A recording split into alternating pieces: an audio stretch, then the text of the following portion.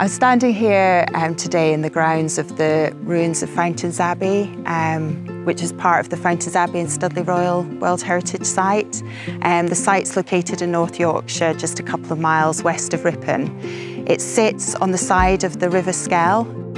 So one of the major threats to this UNESCO World Heritage Site is from flooding and siltation.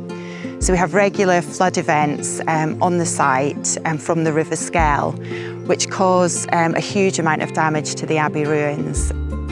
My name is Nabil Abbas. I'm the project manager for the Skell Valley project. So I was brought in April 2021 to manage the delivery phase of the project along with a small delivery team. The Skell Valley Partnership was successful in securing funding from the National Lottery Heritage Fund and the European Regional Development Fund to put in a whole range of natural flood management interventions on private land and farms up the valley. I'm Gabby Crisp. I'm the area ranger for the Skell Valley project. Over the last 2 years we've been working with our lead partners Nidel AONB to install lots of natural flood measures across various farms within the Skell Valley. So I'm standing here in front of one of the 7 ponds that we've installed within the valley. These are helping to hold the water back in the valley and reduce how quickly it will end up at Fountains Abbey.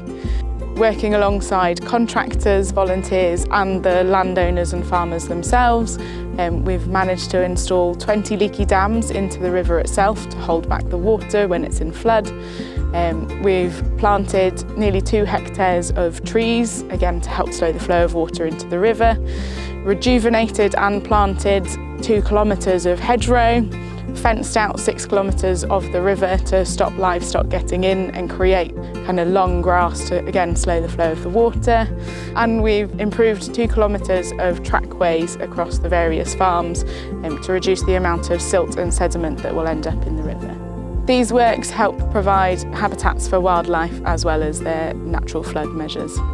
We're also working with Leeds University who are implementing a monitoring programme, so we'll be able to measure the impact of these small interventions collectively and to look at the impacts on flood risk and water quality.